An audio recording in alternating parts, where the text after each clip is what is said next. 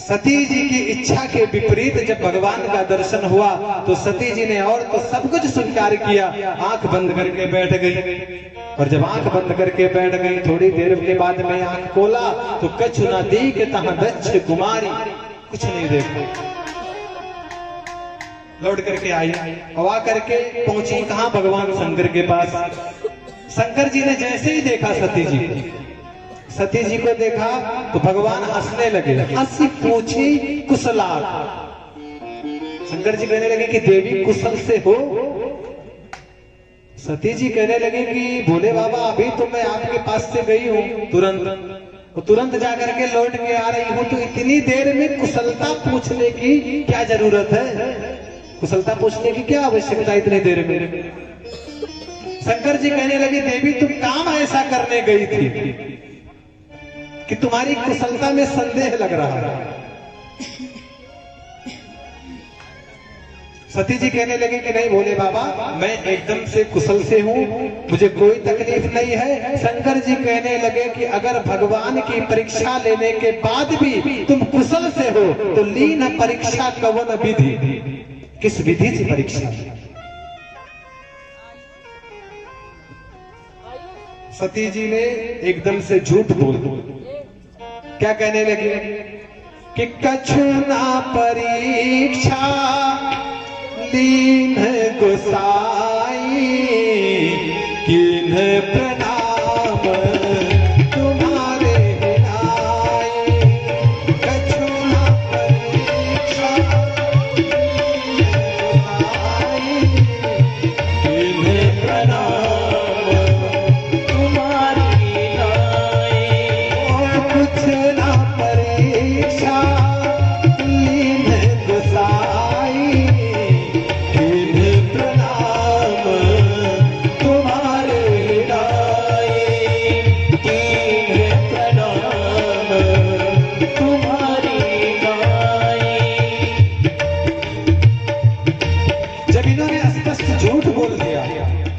तो शंकर जी ध्यान लगा करके देखने लगे कि सती जी झूठ तो नहीं बोल रही। गोस्वामी जी महाराज लिखते हैं, तब शंकर देखे उधर ध्याना, तब शंकर देखे उधर ध्याना, तब शंकर देखे उधर ध्याना, तब शंकर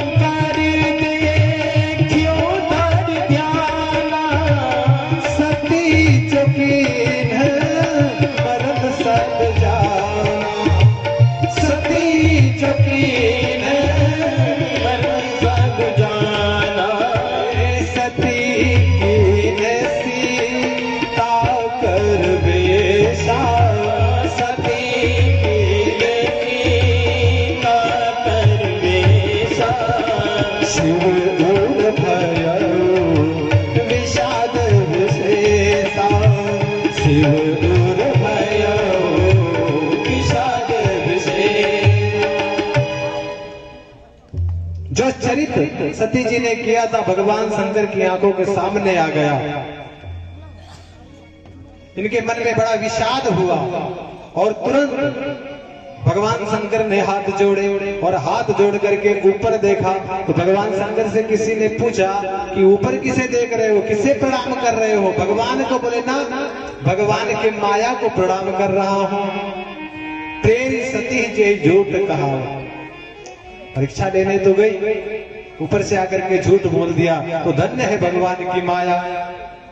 ये माया तेरी बहुत कठिन है राम, ये माया तेरी बहुत कठिन है राम, ये माया तेरी बहुत कठिन है राम, ये माया तेरी बहुत कठिन है राम। दुख में सुख दिखला के बनाती, दुख में सुख दिखला के बनाती, बड़े बड़ों को बुला के माया तेरी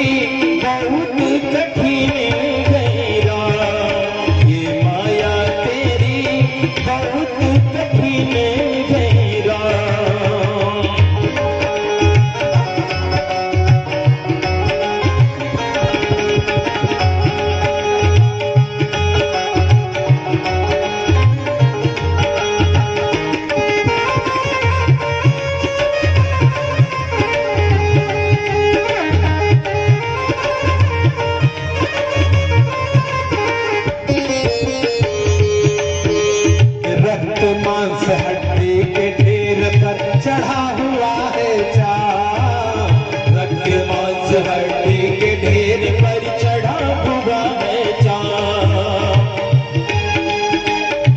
सब सो गए, सभी लोग ताली बजाते हुए प्रेम से सब लोग आइए। नींद आ रही है। अच्छा, नींद जिस चीज को आ रही है हाथ उठाकर बता दे कि नींद आ रही है, तो उनके लिए हम एक सेपरेट व्यवस्था करवा देंगे, यहीं से बैठे बैठे। आ रही है बाबू, आइए व्यास मंच के बगल में सो जाइए।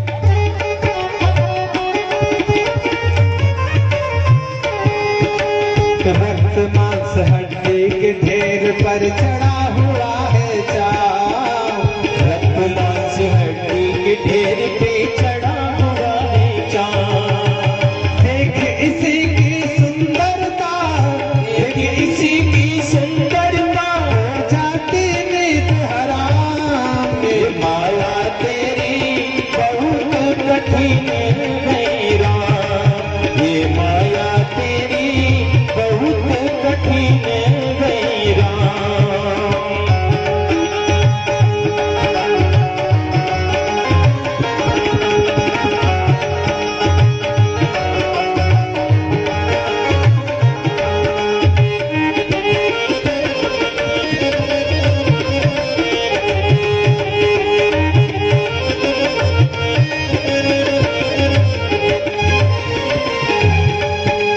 करता रोज विरोध क्रोध का कहता बुरा परिणाम। करता रोज विरोध क्रोध का कहता बुरा परिणाम। करता रोज विरोध क्रोध का कहता बुरा परिणाम। करता रोज विरोध क्रोध का कहता परिणाम। होता क्रोधित स्वयं तो होती, होता क्रोधित स्वयं तो होती, बाड़ी बिना लगाम। ये माया तेरी बहुत कठिन है राम। ये माया तेरी बहुत कठिन है राम।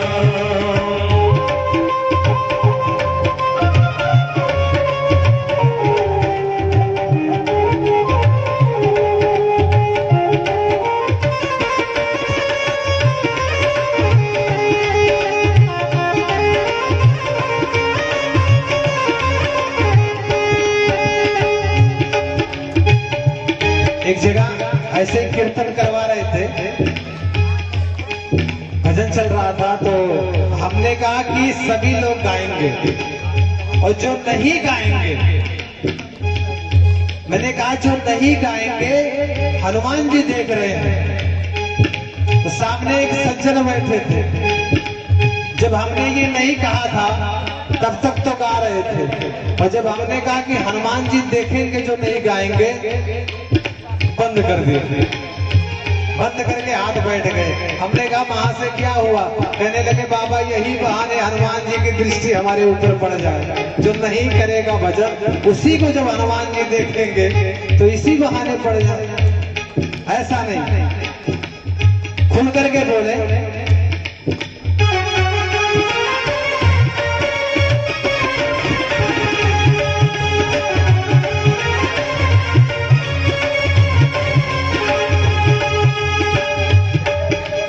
मृत्यु देखता है औरों की रोज सुबह और शाम। मृत्यु देखता है औरों की रोज सुबह और शाम। मृत्यु देखता है औरों की रोज सुबह और शाम। मृत्यु देखता है औरों की रोज सुबह और शाम। भवन बनाता ऐसे जैसे, भवन बनाता ऐसे जैसे, हरदम यहाँ मुकाम। ये माया तेरी बहुत कठिन है राम। ये माया तेरी बहुत कठिन है राम। और अंत में राजेश्वर प्रभु तुम करुणा निधि दीन बंधु है नाम। राजेश्वर प्रभु तुम करुणा दीन बंधु है नाम। राजेश्वर प्रभु तुम करुणा निधि दीन बंधु है नाम। राजेश्वर प्रभु करुणा निधि दीन बंधु है नाम। नाथ निबेरो अपने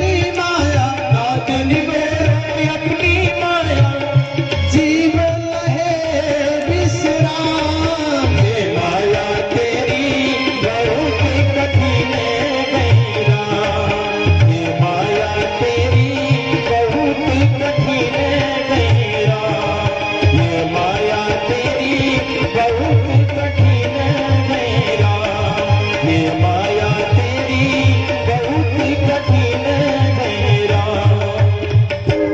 बोलिए श्री सीताराम जी महाराज की जय। भगवान शंकर ने माया को प्रणाम किया, भगवान को याद किया, और जब भगवान को याद किया तो सुमिरत राम हृदय अस आवा, इनके मन में ये भाव आया। और जैसे ही भाव आया तो तुरंत इन्होंने प्रतिज्ञा कर ली कि यही तन सती ही भेंट मोहिना ही, संकल्प कर लिया, आगे बढ़े। और जैसे सती जी को पता नहीं लगने दिया कि मैंने त्याग का संकल्प किया, जैसे ही आगे बढ़े तो देवताओं को आकाशवाणी करने की जरूरत क्या थी? अरे चुपचाप इन्होंने अपने मन में प्रतिज्ञा किया था, चले जाते। सती जी थोड़ी ना पूछने जाते कि आपने प्रतिज्ञा क्या किया है, क्योंकि उनको पता ही नहीं था। तो तुरंत आकाशवाणी हुई, हे शिव जी महाराज, आप जैसी भक्ति की दृढ़ता कोई और दिखा नहीं सकता। जिस प्रकार से भक्ति की दृढ़ता आपने दिखाई है, संसार में कोई नहीं दिखा सकता। चलो ठीक है, इतने आकाशवाणी होती तो भी कोई बात नहीं थी।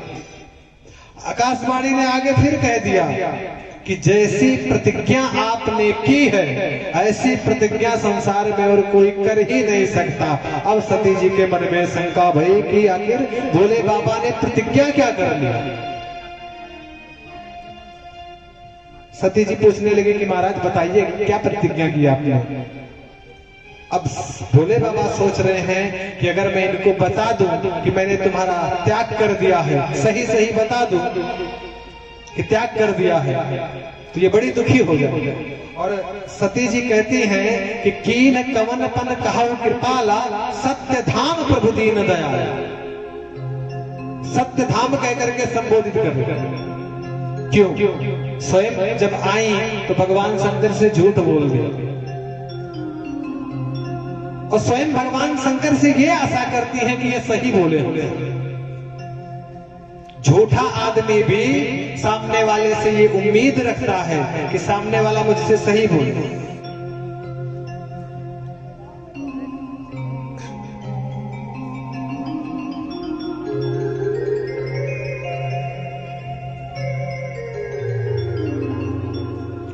भगवान शंकर अपने मन में सोचने लगे कि क्या करूं, झूठ बोलूं? तो इन्होंने क्या किया, ना तो झूठ बोले ना सच बोले। जैसे इन्होंने कहा कि आपने प्रतिज्ञा क्या करी है, तो वैसे ही भगवान शंकर कहने लगे कि देवी प्रतिज्ञा की छोड़ो, एक कथा याद आ गई, सुन ले। तो कथा कहने लगे, और जैसे ही कथा प्रारंभ करी तो महाराज सती जी सोच रही थी कि ये कथा पूरी होगी, बाद में बता देंगे कि कौन सी प्रतिज्ञा की है। लेकिन भोले बाबा जब कथा करने लगे तो एक कथा पूरी ना हो, बीच में शाखा निकालकर दूसरी तरफ लेकर के चले जाए। गोस्वामी जी महाराज कहते हैं कि बरनाथ पंथ विविध इतिहास,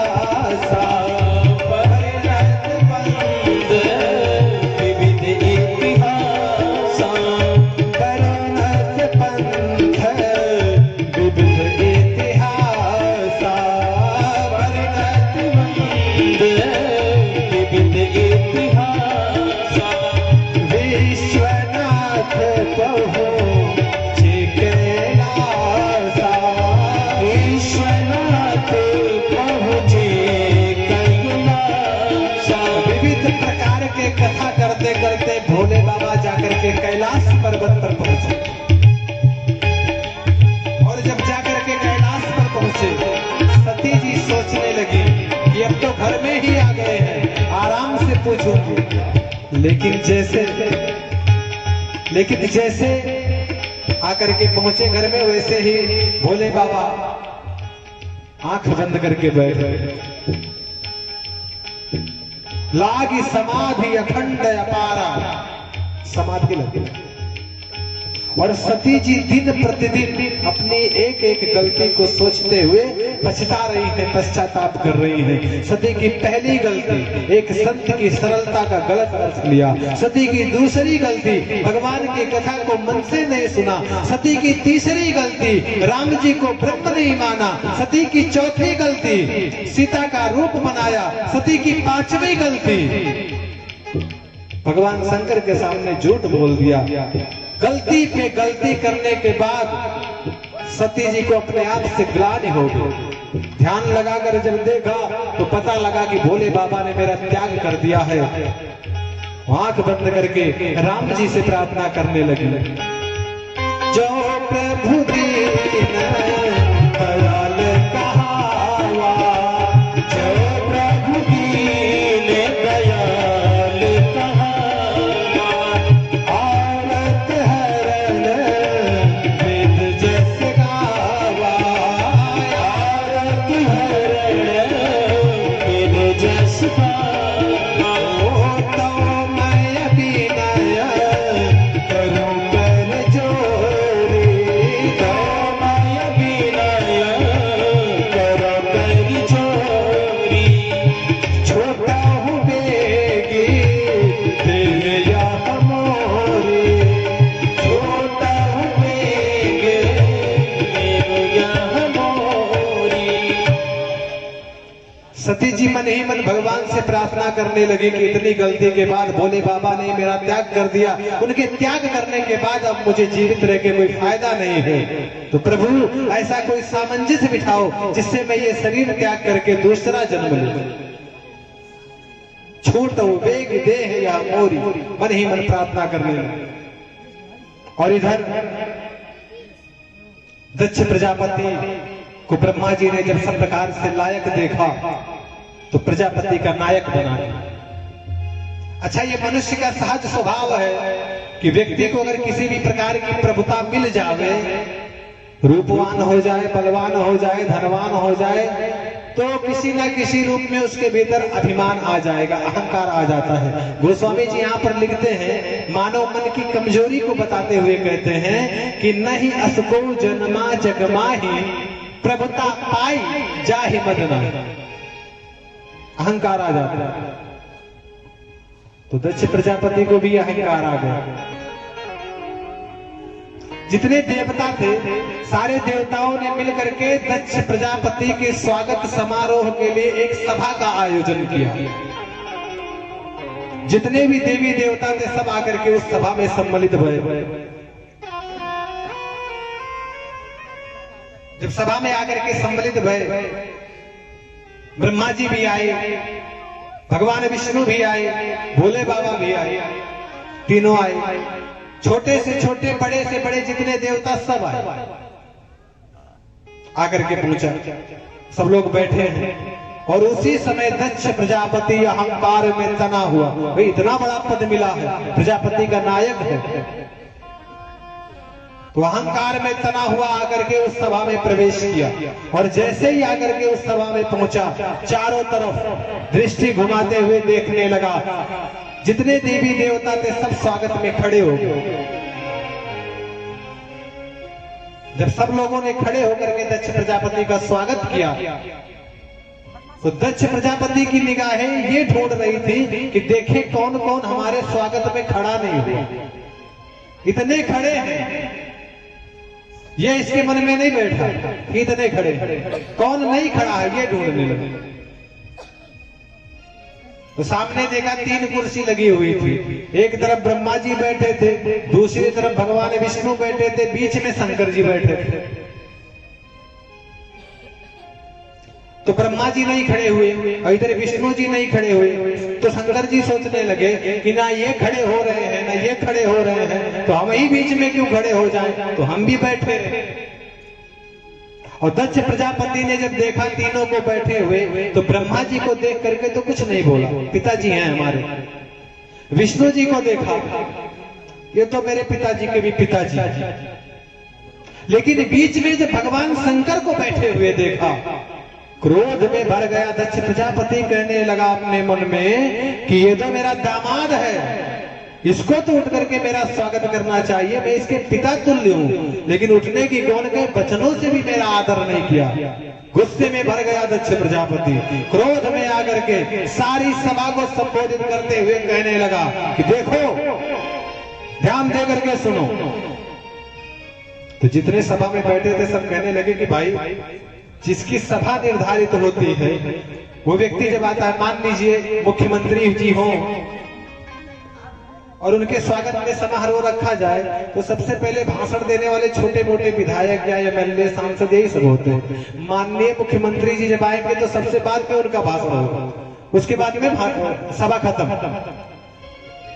और ये सभासद जैसे आए वैसे ही बोलना शुरू कर दिया। तो देवता लोग कहने लगे कि भाई, सभासद का जो मुख्य होता है उसका भाषण अंत में होता है और ये पहले ही बोल रहे हैं, इसका मतलब कुछ विशेष बात है। तो सब लोग ध्यान दे करके सुनने लगे। दक्ष प्रजापति कहने लगा कि देखिए, अगर विशिष्ट लोगों का समाज हो, अगर सभ्य समाज हो, तो वहां केवल और केवल सभ्य लोगों को बुलाना चाहिए।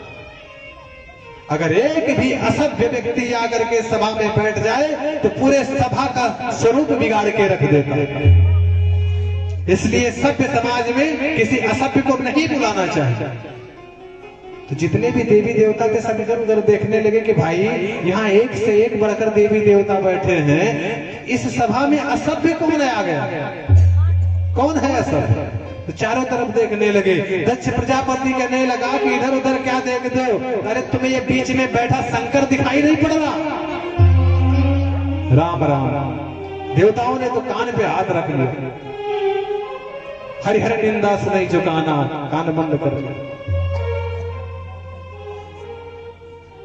दक्ष प्रजापति कहता है कि अगर विशिष्ट लोगों में ये बैठता तो इसके भीतर कुछ शिष्टाचार आता। दिन रात 24 घंटे भूत प्रेतों के साथ में रहने वाला ये शंकर, ये क्या जाने कि बड़े का सम्मान कैसे होता है। अरे इसके साथ मैंने मेरी बेटी का विवाह किया, तो उस हिसाब से तो ये मेरा पुत्र लगता है, इसको उठ करके मेरा सम्मान करना चाहिए, लेकिन ये अपने स्थान पर बैठा रहा। इतनी धृष्टता। तो एक देवता बगल से कहने लगे कि जब इतने ही अवगुण दिखाई पड़ रहे हैं इनमें, तो बेटी का विवाह आपने क्यों कर दिया इनके साथ में? दक्ष प्रजापति का और पारा गर्म हो गया। कहने लगा कि मैं इसके साथ में अपनी बेटी का विवाह करता। अयम ही मृग सावक्षा पाणी मरकट लोचना। अरे वो तो मैंने मेरे पिता ब्रह्मा के कहने से इसके साथ विवाह कर दिया था मेरी बेटी, नहीं तो कहां मेरी मृगलोचनी कन्या और कहां ये बंदर जैसी आंख वाला शंकर, इसके साथ मैं मेरी बेटी का विवाह करता? कभी नहीं करता। नंदीश्वर बगल में बैठे थे। नंदीश्वर ने जब ये सुना, तमतमा करके खड़े होने लगे, और जब खड़े होने लगे शंकर जी ने हाथ पकड़ लिया, बैठो। नंदीश्वर कहने लगे, वाह महाराज, हमारे सामने आपको कोई बंदर जैसी आंख वाला कहे और हम बर्दाश्त कर ले? शंकर जी कहने लगे कि भले ही हमें गाली दे रहे हैं, बोल रहे हैं, लेकिन ये भी तो विचार करो कि है कौन? बोले ससुर जी। बोले ससुर जी का मतलब ससुराल के। और बेटा ससुराल की गाली तो सबको सुननी पड़ती है। हमारे साथ में थोड़ा फर्क इतना है कि सब लोग शादी में सुनते हैं, हम थोड़ा शादी के बाद सुन रहे हैं, बाकी है तो ससुराल के। अब अनुमति नहीं मिली तो बैठ गए नंदीश्वर। और दक्ष प्रजापति का दुस्साहस बढ़ता चला गया। क्रोध में आकर के दक्ष प्रजापति ने शंकर जी को श्राप दे डाला कि आज के बाद इस मूर्ख शंकर को किसी भी यज्ञ में कोई भाग ही ना मिले, कोई अधिकार ही ना मिले। और जब श्राप दे दिया तब नंदीश्वर से नहीं रहा गया, खड़े होकर के और डांट कर कहने लगे कि हे दक्ष प्रजापति, जब से आया है हमारे भोले बाबा के अपमान में बड़बड़ाता ही जा रहा है। मैं तुझे श्राप देता हूं कि तेरा सिर बकरे का हो जाए। भृगु जी महाराज बगल में बैठे थे। भृगु जी कहने लगे कि ससुर दामाद का आपसी झगड़ा चल रहा था, तुम बीच में क्यों बोले? मैं भी श्राप देता हूं कि जितने भी शंकर के गण है सबके सब पाखंडी हो जाए। नंदीश्वर ने कहा, हे प्रभु बाबा, तुम्हें बीच में बोलने की जरूरत क्या थी? हम भी श्राप देते हैं कि जितने ब्राह्मण हैं सब चाटुकार भिखमंगा हो जाए। शंकर जी कहने लगे, हे भगवान, ये स्वागत समारोह चल रहा है कि श्राप समारोह चल रहा है? जब से आए हैं एक दूसरे को श्राप ही श्राप दिए जा रहे हैं। शंकर जी को लगा कि सब गड़बड़ हमारी वजह से हुई है, तो सबको इकट्ठा किया, लेकर के बोले चलो घर अपना, सबको लेकर के और लौट के चले आए।